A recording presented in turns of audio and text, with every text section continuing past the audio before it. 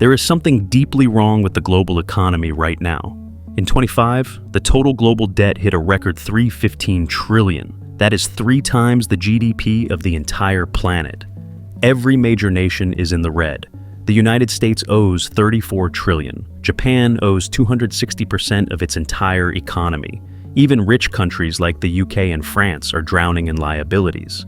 But here's the question that breaks the modern economic model. If the US owes money to Japan, and Japan owes money to Europe, and Europe owes money to the US, who is the creditor? If the whole world is in debt, who exactly do we owe?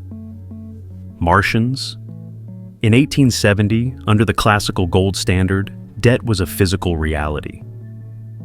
If a nation borrowed, it borrowed gold from another nation's vaults. The debt was a tangible claim on a finite asset. When a king or a government overspent, the consequences were immediate.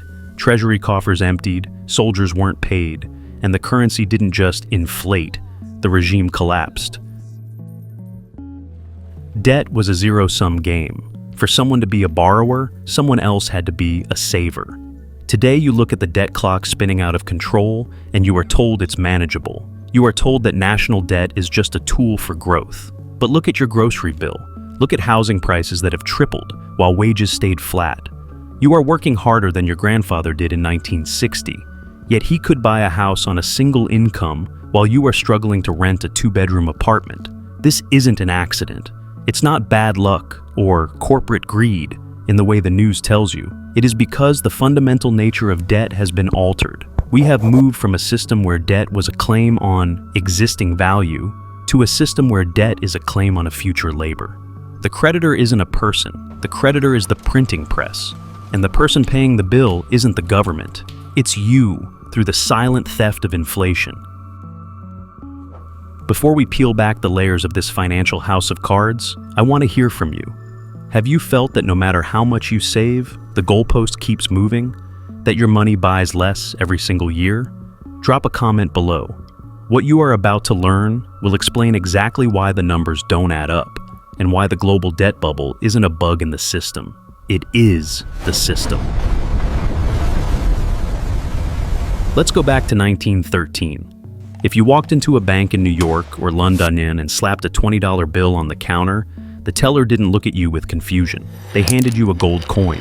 That paper bill wasn't money itself. It was a claim check. It was a receipt for a physical asset sitting in a vault that you could hold, weigh, and own. The gold was the asset. The paper was just the convenience. Today, pull a $20 bill out of your wallet. Read the top line. It says, Base Federal Reserve Note. In financial terms, a note is a debt. It is a promise to pay. But if you walk into a bank today and ask to redeem this note, what do they give you? They give you another $20 note, or 5 ones. You are trading one IOU for another IOU. The asset at the bottom of the pile has vanished. This isn't just a technicality. It is the greatest magic trick in financial history. Medieval alchemists spent lifetimes trying to turn lead into gold and failed. Modern central bankers succeeded where the alchemists failed. They figured out how to turn debt into money. Here is the mechanism they don't teach you in school, and it explains why the system is mathematically guaranteed to inflate. When you go to a bank to get a mortgage for a house, the bank does not lend you money that other people deposited. They don't go to the vault, take Mrs. Smith's life savings, and hand it to you. That's the fairy tale. In reality, the moment you sign the loan papers, the bank simply types numbers into a computer. They create that money out of thin air, right then and there. The money is the debt. They are born at the same second. This is what economists call fractional reserve banking. But this creates a terrifying paradox that medieval merchants would have called fraud. If all money is born as a loan, then all money is debt. Think about the consequences of that.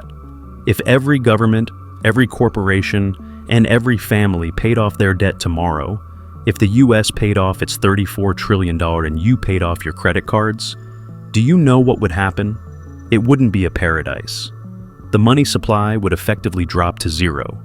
The economy would vaporize. This is why the debt can never be paid off. It isn't allowed to be. For the economy to have money to trade, someone, somewhere must be in debt. To have more money, we must have more debt. So when politicians tell you they will balance the budget or pay down the national debt, they are lying. They can't. If they did, they would destroy the currency supply. The system requires you to be in the red forever so that the green line on the stock market can go up. The creditor in this system isn't a generous lender. The creditor is the printing press, and the collateral isn't gold anymore. It's you. It's your future tax payments, your future labor, and your children's productivity. In 1933, a 1-ounce gold coin could buy you a high-quality tailored suit. Today, that same 1-ounce gold coin can still buy you a high-quality tailored suit. The value of the gold hasn't changed, but if you had kept the paper money equivalent of that coin, 20, in a vault for 90 years, today, it wouldn't even buy you the socks. We are told that inflation is a natural phenomenon, like the weather. The news reports inflation rose, as if a hurricane just swept in from the ocean. But inflation isn't weather, it is policy. In the medieval era, if a king wanted to fight a war but ran out of gold, he had to raise taxes. This was dangerous. If you taxed the peasants too hard, they grabbed pitchforks. So, the kings invented a sneakier method: debasement. They would call in all the gold coins, melt them down, mix in cheap copper, and mint 2 coins for every one they had before. The king suddenly had double the money, but every coin in the peasant's pocket was now worth half as much. Modern central banking is simply debasement on an industrial scale. When the government prints trillions of dollars to pay for stimulus checks, foreign wars, or bank bailouts, they aren't creating wealth. They are diluting the pool. Think of it like a soup. If you have a rich, hearty stew and you pour 5 gallons of water into it, you have more soup, but it provides less nourishment. This dilution is an invisible tax. If the government sent you a bill for 20% of your savings account, you would riot in the streets. But when they print enough money to raise the cost of living by 20%, they achieve the exact same result, transferring purchasing power from you to them. And you don't riot. You just blame the grocery store. Here is the most insidious part: the Cantillon effect. When new money is created, it doesn't appear in everyone's pocket at the same time. It enters the system at the top. The government and the big banks get the new money first. They spend it while prices are still low. They buy up stocks, real estate, and hard assets. By the time that money trickles down to you in the form of your paycheck, prices have already risen to reflect the new money supply. The elites get to drink the wine. You get to pay for the hangover. This system destroys the very concept of saving. In the 19th century, a man could put 10% of his wages into a strongbox, and after 40 years, that money would have more purchasing power than when he put it in, because technology made goods cheaper. Today, if you leave cash in a bank, you are losing 3% to 7% of your life energy every year. You are being forced to become a gambler. You can't just save anymore. You are pushed into the stock market, into risky assets, into crypto, just to try to outrun the melting ice cube of your currency. They have turned the entire economy into a casino, where the house, the printer, always wins. And while you run on this treadmill, trying to keep up with prices that rise faster than wages, the creditor is watching. Because the more expensive life gets, the more debt you need just to survive. When you look at the math, you realize there are only 2 ways this story ends. There is no third option. When a nation accumulates debt it cannot pay, it faces a fork in the road that every empire in history has eventually reached: hard default, or soft default. A hard default is honest.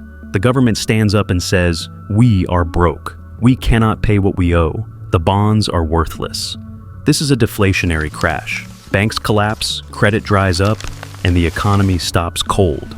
It is painful, brutal, and chaotic, but it is real. It clears the rot. It resets the prices of homes and stocks back to reality. But modern governments are terrified of reality. They will never choose a hard default because it destroys their power. So they choose the second path, the soft default. This is the path of hyperinflation. They don't refuse to pay. They simply print the money to pay the bills. They fulfill the contract. You get your 1,000 bond back, but the money they give you is worth a fraction of what you lent them. It is a lie dressed up as solvency. In ancient Mesopotamia, Kings understood that debt eventually becomes a mathematical impossibility. When the compound interest on loans grew faster than the crops in the fields, the farmers would lose their land to the creditors, and society would begin to collapse. The king didn't try to bail out the banks. He declared a jubilee. A jubilee was a clean slate. The king would issue a decree, and the debts of the peasantry were wiped out. The farmers got their land back, the creditors took a loss, and the economy restarted. It wasn't socialism. It was a system reset to prevent the creditors from becoming so powerful that they swallowed the state. But we don't live in Babylon. We live in a financial system run by the creditors. The people holding the debt, the central banks, the pension funds, the sovereign wealth funds, are the ones writing the laws. They will never allow a jubilee that wipes out their assets. Instead, they are preparing for a different kind of reset. Watch what they do, not what they say. While telling you that gold is a barbarous relic, central banks around the world are buying gold at the fastest pace in history. In 24 and 25, nations like China, Poland, and Singapore have been aggressively swapping their paper dollars for physical bullion. Why? Because they know the music is about to stop. They are building a lifeboat while telling you to stay on the Titanic. And here is the trap they are setting for the rest of you. Central bank digital currencies, CBDCs. If the dollar collapses under the weight of debt, they won't go back to gold coins. They will introduce a digital dollar. They will sell it to you as a solution to the crisis they created. The banks are failing? Don't worry, have a direct account with the Fed. But this money comes with strings that medieval serfs would have rioted over. Programmable money. Money that can expire if you don't spend it. Money that can be turned off if your carbon footprint is too high or your politics are wrong. The medieval peasant had a hard life, but his gold coin was his own. It didn't need electricity, it didn't need the king's permission to work, and it couldn't be deleted with a keystroke. We are trading that freedom for a digital cage. The creditor is preparing to foreclose, but they don't want your house, they want your compliance. So if the game is rigged, how do you win?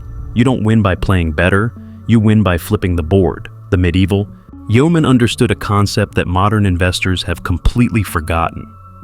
Counterparty risk.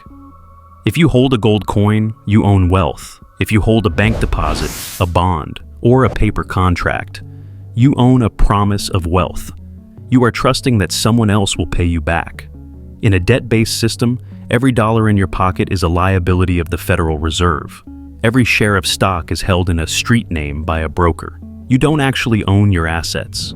You own a claim on a database that can be frozen, seized, or devalued overnight.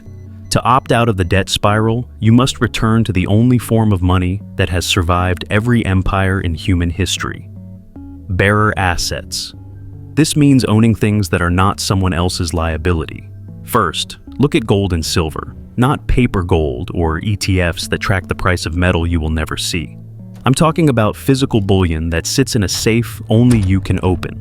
When you hold physical gold, there is no CEO who can bankrupt it, no central bank that can print more of it, and no government that can switch it off.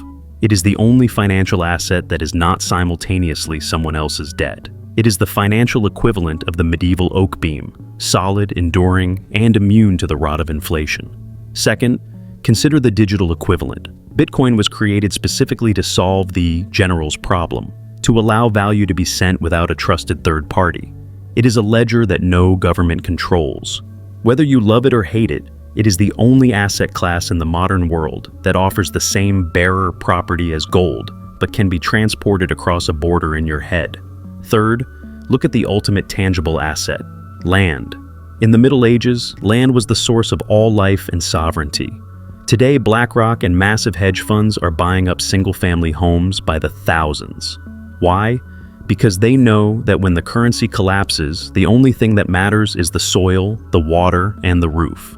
They are trading their dying dollars for living earth. You should be doing the same. The tragedy is that most people will wait until it is too late. They will cling to their 401ks and their savings accounts, believing the safe option is to do nothing. But in a burning house, the only unsafe place is standing still. If you found this valuable, hit that like button and subscribe. We are digging up the buried knowledge that the financial industry would rather you forget. The debt bubble will burst. It is a mathematical certainty. The only question is, when the dust settles, will you be holding a bag of paper or will you be holding something real? Subscribe and let's keep digging.